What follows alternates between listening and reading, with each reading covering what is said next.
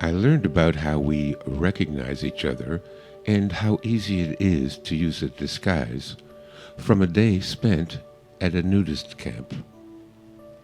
This was back in the 70s, and I was dating this cute blonde actress. One day she said her parents, whom I knew well, we had been dating for 3 years, had invited us to go to their nudist camp for a day. Naturally, her parents were far-left liberals, but this was Canada in the 70s. Everyone was a socialist. Even the conservatives were socialists, and they didn't even know it, because the Overton window had already shifted so far to the left.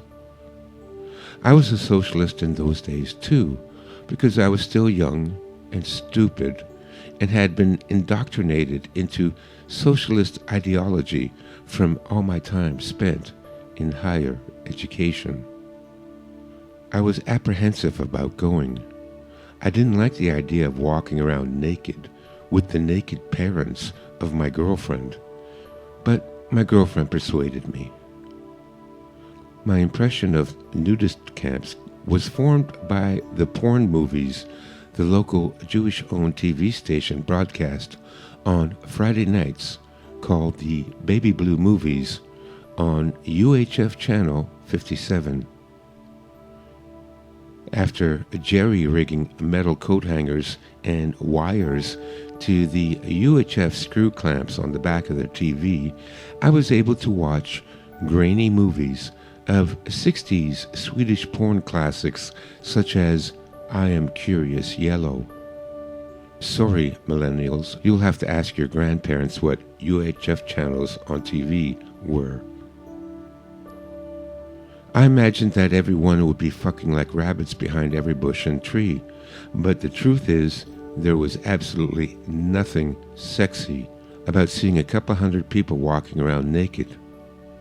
Most were middle-aged or older.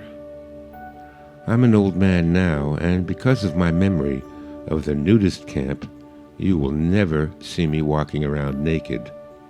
You're welcome. I spent most of the day standing waist-deep in the river when I suddenly found myself alone. Someone passing along the shore yelled out to me that dinner was being served and I should get out of the water and go eat. When I got to the food line, there were at least 50 people there. I tried to find my girlfriend, but to my surprise, I couldn't find her. I couldn't recognize anyone from a distance. I realized that the markers I used to find and track people was primarily based on what type and color of the clothes they were wearing when I last saw them. Since all I could see was a mass of pink flesh, I couldn't point her out in a crowd. So next I targeted hair color. My girlfriend was blonde, and so I searched for blondes. Even then, I had to filter through dozens of people before I finally found my girlfriend. What I learned from this is that our vaunted facial recognition abilities are overrated. At a distance of more than 20 feet, we recognize each other by what we wear. To effectively use disguises does not require Mission Impossible style latex masks, but simply change the clothes you wear. Disguises are an integral part of the chameleon strategy I describe in my book, The Art of Urban Survival. To be a chameleon means to blend in with whatever environment you happen to find yourself in. To go to the grocery store stark naked would make you stand out like a sore thumb.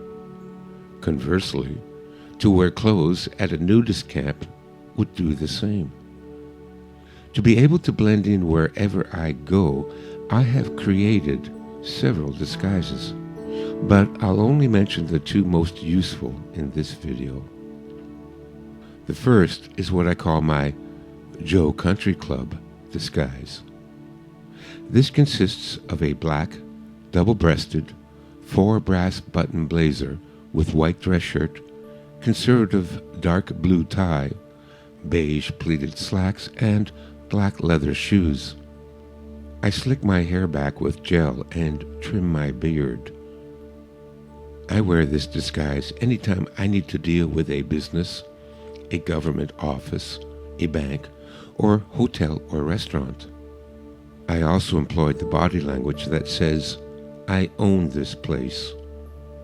It never ceases to amaze me the amount of ass-kissing I receive just because I wear this disguise. Everyone is very polite and helpful, yet I know if I came back an hour later wearing my homeless disguise, these same people wouldn't recognize me, nor would they piss on me if I was on fire.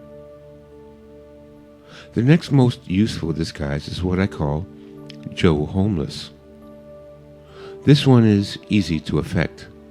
Just wear the oldest, most used, torn, out-of-date, and dirty clothes you have. You can purchase a whole outfit at the Goodwill, Salvation Army, or other thrift store for about $20. This disguise has saved my life on numerous occasions. As a Dutchman, I spend half my life on a bicycle. I have been all over the world, and I found the best way to really get a feeling for a place is to bicycle through town a few times. Now, this can be dangerous because I have occasionally wandered into ghettos and high-crime neighborhoods. But because I look like a homeless person, no one bothered me. Let me end this talk with one last anecdote. 6 months after returning to Toronto from California, I decided I wanted to see the fireworks display at the Canadian National Exhibition. It was only a 6-mile bicycle ride from where I lived along the lakeside trail. I packed 3 tall cans of beer and ice in my backpack and rolled a joint with the intention of lying in the grass by the lake near the Princess Gates and watching the show and reminiscing of all the times I went to the CNE in my youth. I wore my homeless disguise as I do any time I bicycle through the city. It was a warm late August night, and I found a nice place on the grass to lay down my bike and take off my backpack. Before I had a chance to spark up the joint and snap a cap on my beer, I heard a voice call out to me. "Hey, how you doing? You want a beer?" It was a real homeless man sitting on the grass about 30 feet away. I told him thanks, I brought my own. He came over and we sat together to watch the fireworks, sharing the joint and drinking our beers. During the course of the evening, the homeless man, thinking I was new to the city, told me where the best dumpsters were to find aluminum cans, where the best shelters were and which ones to avoid, which grocery store threw out the freshest foods, and where the best sleeping spots above a grate that blew warm air from the subway system were.